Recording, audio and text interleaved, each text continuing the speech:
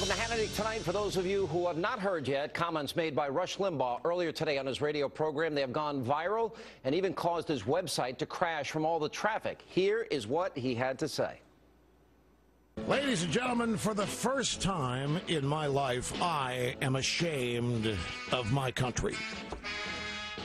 To be watching all of this, to be treated, to have my intelligence, all of us, to have our common sense and intelligence insulted the way it's being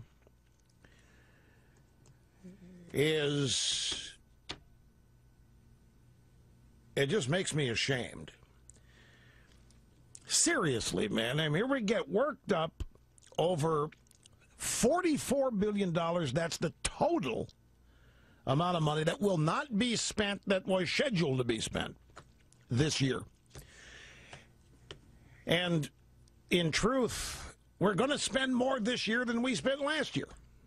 We're just not going to spend as much as was projected. It's all baseline budgeting. There is no real cut below a baseline of zero. There just isn't.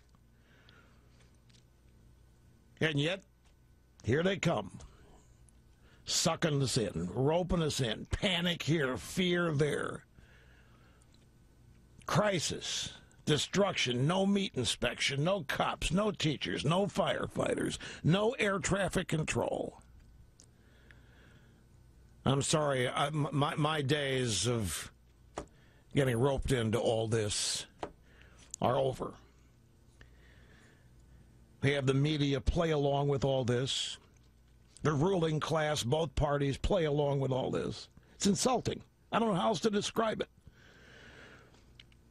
I'm into my 25th year. I can't tell you the number of times this hit me yesterday. I've said the same things over and over for 25 years. That whether the Clinton presidency or the Obama presidency, whether it's a Pelosi speakership or Tom Foley, who was speaker when I started, it's the same stuff. It's the same threats. It's the same arguments over and over. Nothing ever changes. We just keep spending more money, we create more dependency, we get more and more irresponsible, one crisis to the next, all of them manufactured, except for the real crisis, which nobody ever addresses, and that is we can't afford any of this.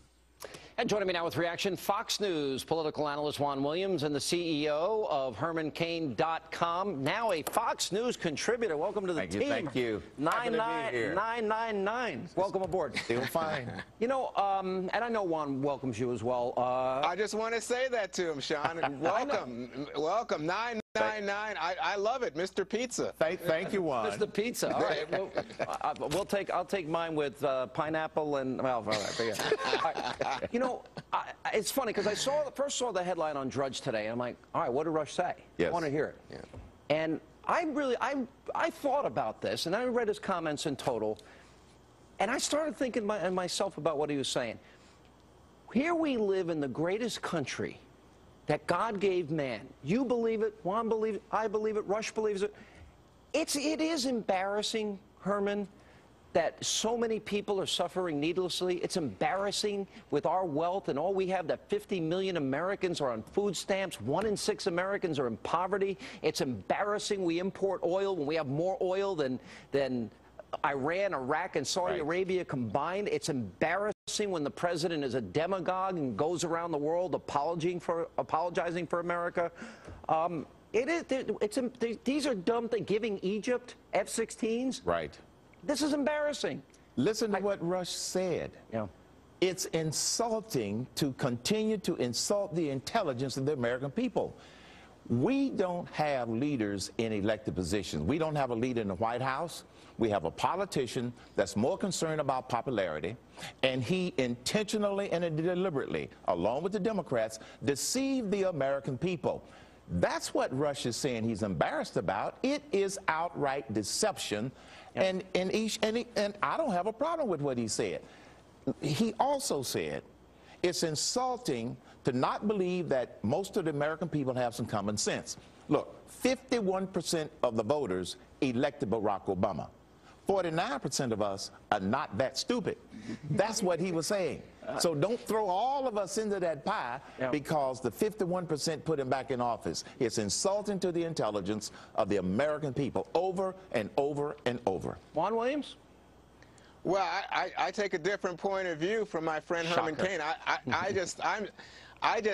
I'm one of these guys, and I thought the two of you were who love America. And, so does Rush. Rush loves America first. So, look, you know Rush what? America makes too. mistakes. I don't care if you've got a right-wing president, a left-wing president. This is America. This is the land of greatest opportunity. There's nothing to be ashamed about. If you want to blame America first, if you want to be part of that crowd, maybe you want to go to Hollywood and join those celebrities who say they're going to leave the country if their candidate doesn't win the election.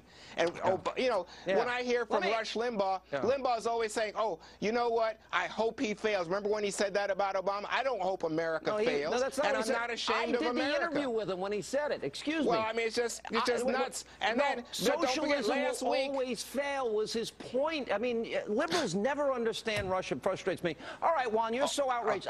Now I've got the intellectual honesty test for you. Not once, but twice. We have the tape. Let's listen to what Michelle Obama said about America. Sure. And let me tell you something. For the first time in my adult life, I am proud of my country because it feels like hope is finally making a comeback. For the first time in my adult lifetime, I'm really proud of my country. And not just because Barack has done well, but because I think people are hungry for change. And I have been desperate to see our country moving in that direction and just not feeling so alone in my frustration and disappointment. She's nearly 40 years old, and for the first time in her adult life, she's proud of her country? Rush has always been proud of his country, Juan. Well, not today. Apparently, he's ashamed. I think that's why his computer is blowing up. But I mean, when Michelle Obama said that, I got in trouble because I was critical of her. I said she couldn't pull this Stokely Carmichael thing and hope to be a good first lady. And you'll notice she's pulled back. But that's not the point here tonight. The point is, as we deal with this sequestration issue, Sean, we have to say, how do we get a deal, not start turning on each other and pointing fingers and saying you're ashamed of America. Of the United States of America, Mr. I want to travel $180,000 an hour, that he can't cut, we're going to spend more money this year, as Rush just said, than we spent last year, and yet they're demagoguing this issue, putting fear into the hearts of the American people, and frankly, outright lying, while he's still stealing from our children 46 cents of every dollar that we borrow. What's the lie about losing 1.4 million jobs? That's no lie. That's a reality. That's a lie. One. Oh, gosh. All right, Juan, for a moment, just listen, okay? I know it's difficult, my brother, but just listen. I am embarrassed that we have an administration that ignores the debt, ignores an economy that's struggling. Remember, it contracted in the last quarter. It is predicted to contract some more in the first and second quarter, ignoring 23 million people who are out of work, ignoring the fact that unemployment rates are going to go up, ignoring $86 trillion in unfunded liabilities.